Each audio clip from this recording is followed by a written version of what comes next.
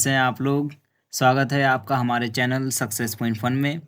आज हम लोग साइंस क्लास 10 के 40 इंपॉर्टेंट ऑब्जेक्टिव क्वेश्चन को सॉल्व करेंगे।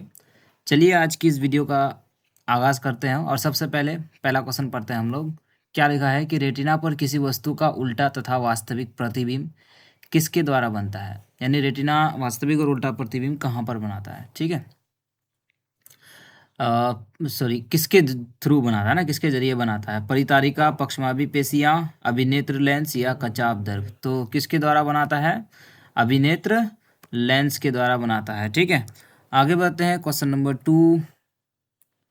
क्या लिखा है क्वेश्चन नंबर 2 में कि कांच प्रिज्म द्वारा उत्पन्न श्वेत प्रकाश के स्पेक्ट्रम में किस रंग की किरण का झुकाव अधिक होता है, यानी कि जो प्रिज्म जो होता है उसमें श्वेत प्रकाश में जो स्पेक्ट्रम बनता है उसमें कौन सा रंग का जो है सबसे ज़्यादा विचलन होता है, यानी झुकाव होता है। तो हमें मालूम है कि जिस रंग का तरंगदैर्ध्य सबसे कम होता है उसका जो विचलन है, उसका जो झुकाव है सबसे अधिक होता है।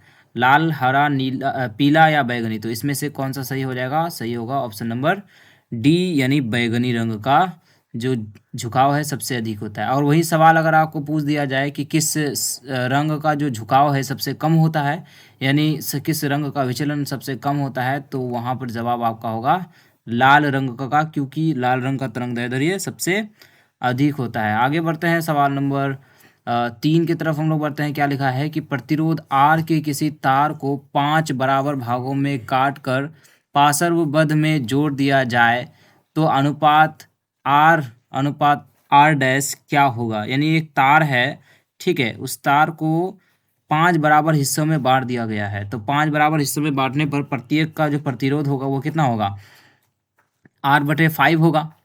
ठीक है, तो बोल रहा है कि इसको फिर पार्श्व क्रम में जोड़ा जा रहा है। इस पांचों तार को छोटे छोटे पीछों में बांटने के बाद इसको पार्श्व क्रम में जोड़ा जा रहा है। तो जो प्रतिरोध आएगा उसका प्रतिरोध पहले जो प्रतिरोध था उसके प्रतिरोध के साथ अनुपात निकालने बोल रहा है। तो जब हम लोग जो प्रतिरोध का अनुपात निकालेंगे तो पार्श्व क्रम में जोड़ने पर प्रतिरोध कितना होगा? जितने हिस्से में बांटा गया है R/, उतना होगा। तो 5 हिस्सों में बांटा गया है तो R/5। और आर का जो ये है आर मतलब क्या? तार का प्रतिरोध, एक तो तार का प्रतिरोध कितना दिया हुआ है? R/5 है। तो R/5 बटे में फिर से 5, तो R/25 हो जाएगा। और जब हम लोग क्या करेंगे फिर उसका अनुपात निकालेंगे तो R/R डैश बराबर कितना हो जाएगा? R/, ठीक है, ऐसे इस तरह से होगा R/, आप लोग जो है कॉपी पेन से कीजिएगा। ठीक है, यहाँ पर हम नहीं कर सकते, इस तरह से होगा। अगर हम लोग जब ये करेंगे इसको सॉल्व करेंगे तो R/25। तो यहाँ से R और R जो है कैंसिल आउट हो जाएगा और यहाँ पर आएगा 25। तो अनुपात 25:1, तो यहाँ पर सही जवाब होगा 25। ठीक है, आगे बढ़ते हैं।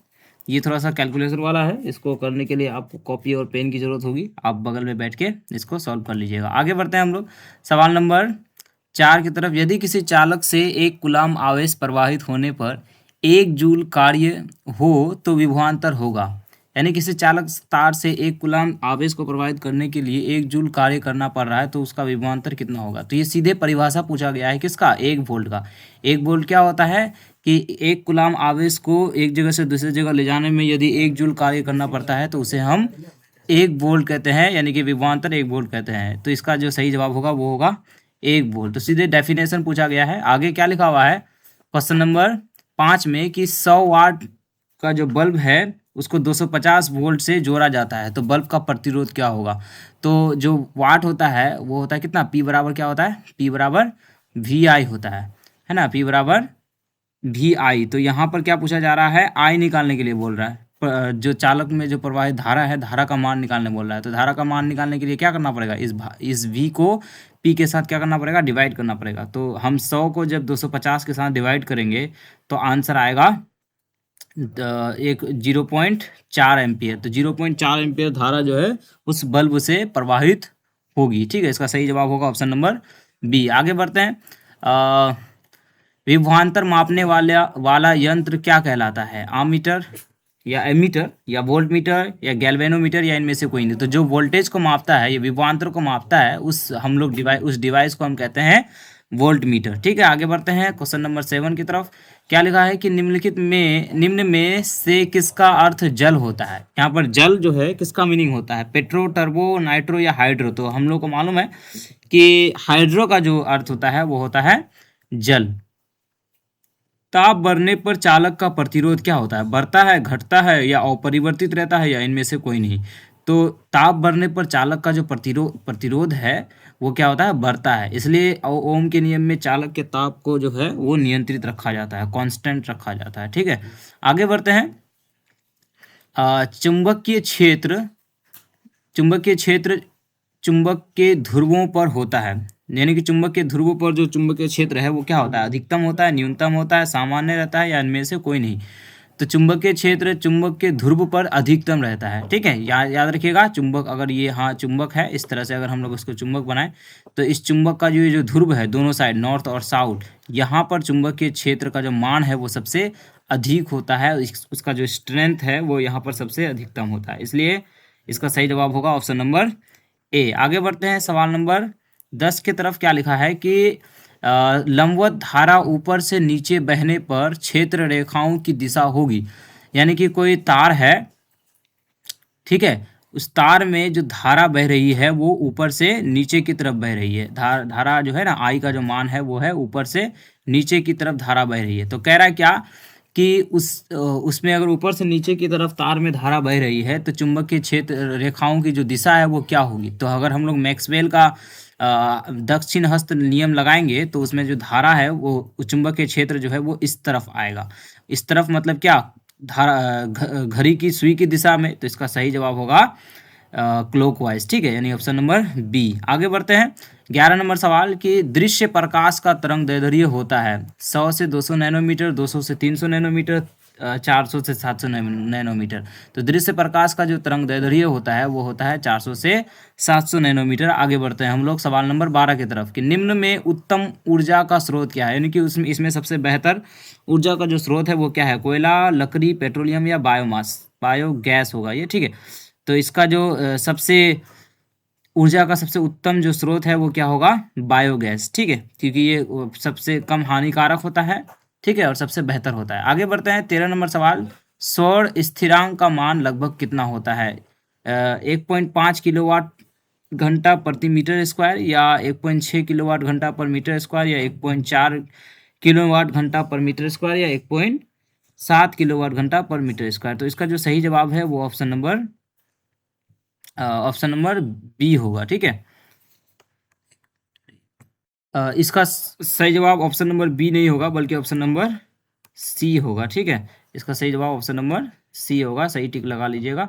ठीक है, इसका ऑप्शन नंबर सी यानी 1.4 किलोवाट घंटा पर मीटर स्क्वायर हो जाएगा। आगे बढ़ते हैं हम लोग सवाल नंबर 14 की तरफ कि एसी जनित्र यानी एसी जनरेटर और डीसी जनरेटर में मूल अंतर क्या होता है, मूलभूत अंतर क्या है, इन दोनों में मूलभूत अंतर कौन सी का होता है, सर्पी वलय और दिक् परिवर्तक। जो क्या बोलता है, हाफ वलय होता है ना, आधा वलय, अर्ध वलय और पूर्ण वलय, यही दो चीज का अंतर होता है। एक में अर्ध वलय लगा होता है और एक में पूर्ण वलय लगा होता है। ठीक है, इसमें सही अंतर, मूल अंतर जो है वो सर्पी वलय का हो जाएगा। आगे बढ़ते हैं कि चुंबक के क्षेत्र की तीव्रता का मात्रक होता है ऑस्टेट, टेस्ला, दोनों या इनमें से कोई नहीं। तो चुंबक के क्षेत्र की तीव्रता यानी स्ट्रेंथ का जो मात्रक होता है वो होता है टेस्ला। इसका सही जवाब होगा ऑप्शन नंबर बी।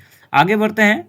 ठीक है, ये एग्जाम में ये वाला जो सवाल है इस सवाल को एग्जाम में कई बार पूछा जा चुका है, इसलिए ये वाला जो है आपके लिए इम्पोर्टेंट है। ठीक है ना, आगे बढ़ते हैं सवाल नंबर 14 की तरफ। जब कुंडली की गति क्षेत्र के लंबवत हो तो प्रेरित धारा होती है, यानी कि ये एक इस तरह से कुंडली है ना, और उसमें हम लोग जो है प्रेरित धारा, अगर धारा बहा रहे हैं, क्या बोलते हैं कि उसमें अगर हम लोग क्या कर रहे हैं, चुंबकीय क्षेत्र जो है लंबवत डाल रहे हैं, है ना। मान लीजिए ये क्या है, ये इस तरह से चुंबक है कोई, तो ये इस तरह के क्या बोलते हैं, इस कुंडली के लंबवत धारा प्रवाहित हो, ये क्या बोलते हैं चुंबकीय क्षेत्र है, तो धारा किस तरह, धारा जो है वो क्या होगी, प्रवाहित जो है वो क्या होगी, अधिकतम होगी, न्यूनतम होगी या सामान्य होगी या शून्य होगी। तो जब हम लोग लंबवत जो है चुंबकीय क्षेत्र को यानी चुंबक को जब हम लोग लंबवत गति कराते हैं तो सबसे ज़्यादा धारा उसी समय बनता है, तो यहाँ पर अधिकतम होगा। ठीक है, ये एकदम पूरा एनसीईआरटी का किताब से, एनसीईआरटी जो बुक है उसका उसका जो लाइन है उससे हूबहू ये क्वेश्चन पूछा गया है। जब एनसीईआरटी किताब पढ़िएगा तो उसमें लिखा हुआ है। ठीक है, अधिकतम जो धारा है वो क्या होता है, अभिलंब में बनता है।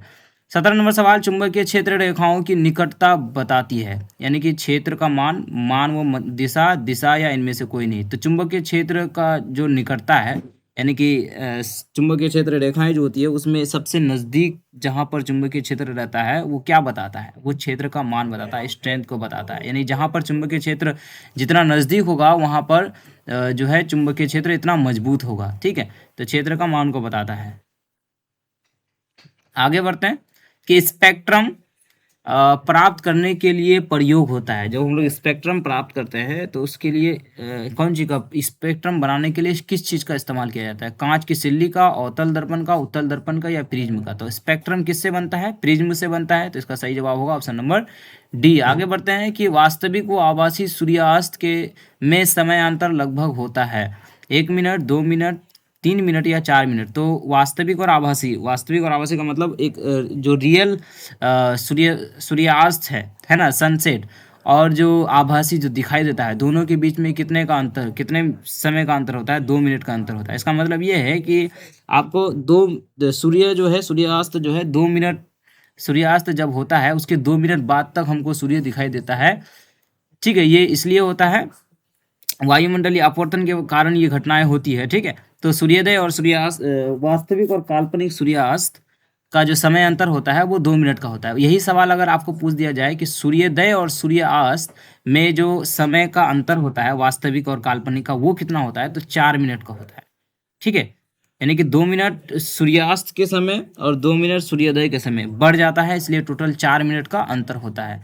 इस तरह से भी सवाल पूछा गया है एग्जाम में। ठीक है, याद रखिएगा उसको। आगे बढ़ते हैं कि नीला व हरा प्रकाश मिलाने पर प्राप्त रंग होता है, हरा, श्यान, पीला या नीला। तो नीला व हरा प्रकाश मिलाने पर किस तरह का रंग बनता है, श्यान, जो क्या बोलते हैं कि मोर का जो पंख का रंग होता है नीला, हल्का नीला, उसको कहते हैं। ठीक है, प्रकीर्णित प्रकाश का वर्ण निर्भर करता है, किस चीज़ पर निर्भर करता है, जो प्रकीर्णित प्रकाश है वो किस चीज़ पर निर्भर करता है, कणों के स्वभाव पर, रासायनिक गुण पर, भौतिक गुण पर या कणों के आकार पर। जो इस स्कैटरिंग लाइट जो होता है उसका जो रंग है वो किस पर निर्भर करता है, कणों के आकार पर। जितना ज़्यादा कणों का आकार होगा उतने ज़्यादा किरणें जो है वो प्रकीर्णित होगी। इसलिए बादल जो है वो हमें सफ़ेद दिखाई देता है, क्योंकि बादल का जो कण है वो बड़े बड़े होते हैं और सभी रंगों का प्रकीर्णन हो जाता है। ठीक है, इसी तरह से आसमान हमको नीला दिखाई देता है। आगे बढ़ते हैं, निर्गत किरण और अभिलंब के बीच का कोण क्या कहलाता है। ठीक है, यानी कि निर्गत किरण और जो प्रिज्म होता है उसमें जो निर्गत किरण होता है और जो अभिलंब होता है, दोनों के बीच का जो कोण है उसको उनको हम क्या कहते हैं, आपतन कोण, परावर्तन कोण, निर्गत कोण या फिर इनमें से कोई नहीं, तो उसको हम कहते हैं निर्गत कोण, डिस्प्लेसमेंट एंगल। आगे बढ़ते हैं हम लोग 23 नंबर सवाल कि नाक, कान, गले की जांच में प्रयोग होता है, अवतल दर्पण का, समतल दर्पण का, उत्तल दर्पण या इनमें से कोई नहीं। तो नाक, कान, गला की जांच के लिए हम लोग इस्तेमाल करते हैं अवतल दर्पण का। क्यों, क्योंकि अवतल दर्पण जो है वो बड़ा प्रतिबिंब बनाता है, और जब हम लोग इस चीज़ों का इनका इलाज करते हैं तो इलाज करते समय हमें बड़ा प्रतिबिंब चाहिए, इसलिए हम नाक, कान, गला, यानी कि जो ईएनटी का वाला जो डॉक्टर होता है वो लोग किस तरह के दर्पण का इस्तेमाल करते हैं, वो अवतल दर्पण का इस्तेमाल करते हैं। ठीक है, इलाज के लिए। आगे बढ़ते हैं सवाल नंबर 24 की विरल, है ना, विरल नहीं, यहाँ विरल होगा। ठीक है, जो विरल माध्यम होता है, विरल माध्यम में प्रकाश की चाल सघन माध्यम की अपेक्षा क्या होती है, तो विरल माध्यम में प्रकाश की चाल क्या होती है, कम होती है, और सघन माध्यम में प्रकाश की चाल अधिक होती है। तो आपको इस सवाल का एक सवाल आपके लिए मैं पूछ रहा हूँ। ठीक है, आपको पूछ रहा हूँ कि किस माध्यम में प्रकाश की चाल अधिकतम होती है, यानी सबसे ज़्यादा प्रकाश की चाल कौन से माध्यम में होती है, इसका जवाब आपको कमेंट बॉक्स में देना है। ठीक है, आगे बढ़ते हैं हम लोग 25 नंबर सवाल कि बाहर की ओर उभरे दो गोलीय पृष्ठ वाला लेंस क्या कहलाता है, यानी कि ऐसा लेंस जिसका दोनों पृष्ठ जो है बाहर की तरफ उभरा हुआ है, तो इस तरह के लेंस को हम क्या कहते हैं, उत्तल लेंस कहते हैं। ठीक है, आगे बढ़ते हैं, डायोप्टर उस लेंस की क्षमता है जिसकी फोकस दूरी 1 सेंटीमीटर है, 2 मीटर है, 2 सेंटीमीटर है या 1 मीटर है। तो ये तो सीधे डेफिनेशन पूछा है, डायोप्टर उस लेंस की क्षमता है जिसकी फोकस दूरी 1 मीटर होता है। ठीक है, ये सीधे डेफिनेशन को पूछा गया है। ठीक है, आगे बढ़ते हैं। सवाल 27 नंबर की किस माध्यम में प्रकाश की चाल अधिकतम होती है। ठीक है, यही सवाल आपको पूछ दिया कि किस माध्यम में प्रकाश की चाल अधिक होती है। इनमें से, है ना, इनमें से जो माध्यम दिया हुआ है इसमें प्रकाश, इनमें से किस में प्रकाश की चाल सबसे अधिक होगी। हवा में, जल में, शीशा में या हीरा में। तो किस में प्रकाश की चाल सबसे अधिक होगी, तो वो हवा में होगी। ठीक है, क्योंकि जितना ज़्यादा माध्यम विरल होगा प्रकाश की चाल उतनी अधिक होगी। तो यहाँ पर सबसे ज़्यादा विरल है हवा, इसलिए प्रकाश की चाल सबसे अधिक है। पर इस सवाल, एक सवाल जो अभी हमने आपसे पूछा कि सबसे ज़्यादा प्रकाश की चाल किस में होती है, उसका जवाब आपको कमेंट बॉक्स में देना है। आगे बढ़ते हैं हम लोग। सवाल कि किसी कोष में इलेक्ट्रॉनों की अधिकतम संख्या क्या होगी, यानी किसी कक्षा में, परमाणु का जो कक्षा है, किसी कक्षा में कोई एक ये मान लीजिए ये नाभिक है और इसके चारों तरफ जो इलेक्ट्रॉन होते हैं, कक्षाएं होती है, उस कक्षाओं में इलेक्ट्रॉनों की जो संख्या होती है वो किस तरह से कितने कक्षा में, कौन से कक्षा में कितने इलेक्ट्रॉन होगी, उसकी अधिकतम संख्या किस से निर्धारित होती है, ये आपको बताना है। ये 9th क्लास का एक क्वेश्चन आपको पूछा गया है, कभी कभी पूछ देते हैं। ठीक है, तो इसका जो सही जवाब होगा 2n² होगा। ठीक है, n जो है यहाँ पर कक्षाओं की संख्या है। पहली कक्षा में n जो है 1 हो जाएगा तो 2 हो जाएगा, दूसरी कक्षा में 8 हो जाएगा, तीसरी कक्षा में 18 हो जाएगा, इस तरह से। आगे बढ़ते हैं। 29 नंबर सवाल, समूह में नीचे जाने पर परमाणु का आकार क्या होता है, घटता है, स्थिर होता है, बढ़ता है या अनियमित रहता है। तो समूह में जैसे जैसे हम लोग नीचे जाएंगे परमाणु का जो आकार है वो क्या होगा, बढ़ेगा, क्योंकि परमाणु में कक्षाओं की संख्या धीरे धीरे बढ़ती है तो आकार ऑब्वियसली बढ़ेगा। आगे बढ़ते हैं कि हीलियम परमाणु की बाहरी कक्षा में कितने इलेक्ट्रॉन होते हैं। तो हीलियम का परमाणु संख्या क्या होता है, 2 होता है। तो पहली कक्षा जो है वही उसका आखिरी कक्षा होता है जिसमें 2 इलेक्ट्रॉन होते हैं। आगे बढ़ते हैं। 31 नंबर सवाल कि जिंक व सल्फ्यूरिक अम्ल की अभिक्रिया से निकलने वाली गैस है। तो जिंक जो है एक धातु है और सल्फ्यूरिक एसिड जो है वो एक अम्ल है। तो धातु और अम्ल जब आपस में अभिक्रिया करते हैं तो किस तरह का जो कौन सा गैस निकलता है, तो धातु अम्ल के साथ अभिक्रिया करने पर हाइड्रोजन गैस निकलता है, यानी ऑप्शन नंबर सी जो है वो सही हो जाएगा। आगे बढ़ते हैं। 32 नंबर सवाल, निम्न में किस धातु का गलनांक सबसे कम होता है। तो गलनांक का मतलब वो तापमान जिस पर कोई भी धातु जो है पिघल करके द्रव में बदल जाता है। तो सबसे कम गलनांक यहाँ पर किस धातु का है, एल्यूमिनियम का, सोडियम का, कॉपर का या फिर लोहा का। तो गलनांक सबसे कम यहाँ पर सोडियम का है।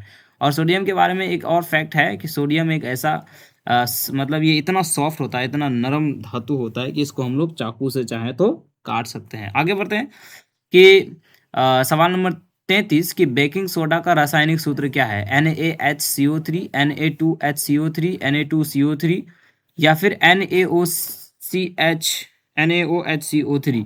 तो बेकिंग सोडा यानी खाने वाला जो सोडा है, ठीक है, उसका रासायनिक सूत्र क्या होता है, NaHCO3 होता है। ठीक है, और धोने वाला सोडा का रासायनिक सूत्र क्या होता है बताइए तो जरा, Na2CO3 इंटू में 10H2O होता है। ठीक है, इसमें 10H2O लगा दीजिएगा और वो फॉर्मूला हो जाएगा किसका, धोने वाला सोडा का, जो हम लोग यूज़ करते हैं कपड़ा वपड़ा धोने के लिए। ठीक है, आगे बढ़ते हैं।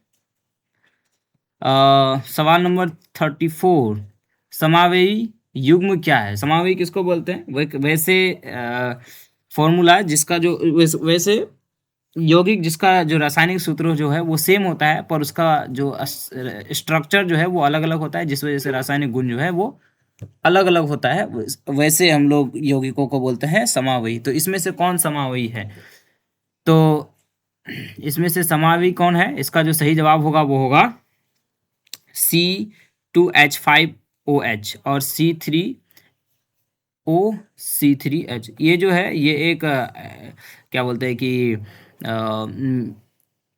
अल्कोहल है ये, है ना, एथेनॉल। और ये क्या है, ये ईथर है, डाईमिथाइल ईथर है ये। तो इस दोनों का जो रासायनिक सूत्र है वो सेम है। ये क्या है इसका रासायनिक सूत्र, C2H6O। इसका भी है C2H6O, पर ये अल्कोहल है और ये ईथर है।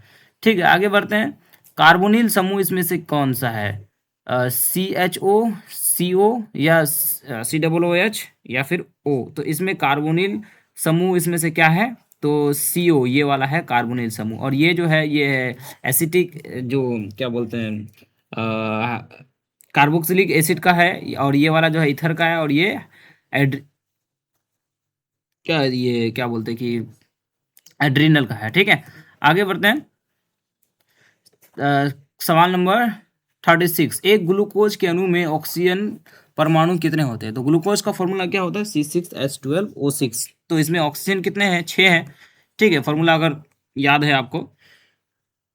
निम्न में सबसे अधिक अभिक्रियाशील धातु क्या है? कॉपर, मर्क्यूरी, या फिर चांदी, या फिर सोना। तो देखिए ये जो चारों धातु है, ये चारों धातुएं सबसे कम क्रियाशील धातु हैं, पर इसमें बोल रहा है कि इसमें सबसे ज्यादा क्रियाशील धातु कौन सा है? तो ये है कॉपर, इसमें से सबसे अधिक क्रियाशील है। पर ये चारों का चारों जो है वो सबसे कम क्रियाशील धातुओं में आता है।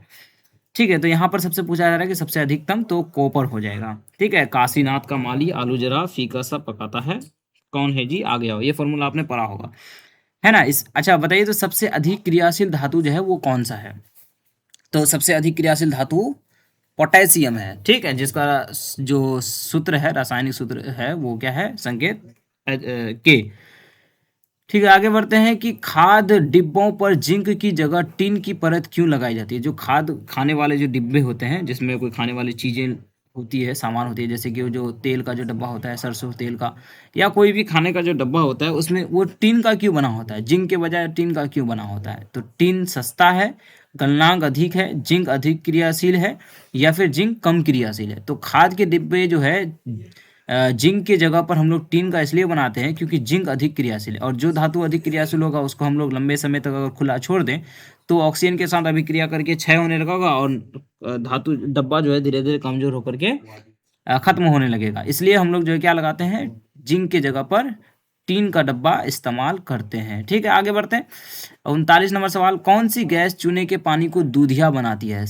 क्लोरीन, SO2, CO2, या फिर ऑक्सीजन? तो चूने के जो पानी है ना, उसको दूधिया रंग कौन देता है? CO2, carbon dioxide. ये एग्जाम में बहुत बार ये सवाल पूछा जा चुका है। ठीक है, याद रखिएगा। हालांकि ये 40 में से 40 क्वेश्चन जो है वो आपके लिए इंपॉर्टेंट है, सारे क्वेश्चन रिपीटेड है और इंपॉर्टेंट क्वेश्चन है एग्जाम के पॉइंट ऑफ व्यू से। आगे बढ़ते हैं, 40 नंबर और आखिरी सवाल इस लेक्चर का, कि NaCl के जलीय विलयन के विद्युत अपघटन से बनने वाली प्रक्रिया क्या कहलाती है? तो NaCl का जलीय विलयन से के विद्युत अपघटन करेंगे तो ये जो प्रक्रिया है, इस प्रक्रिया को हम लोग बोलते हैं क्लोड क्षार विधि, और इसी विधि का इस्तेमाल करके क्या बनाया जाता है? अमोनिया बनाया जाता है। आपने पढ़ा होगा। ठीक है, तो यहाँ से वीडियो आपका जो है कंप्लीट होता है।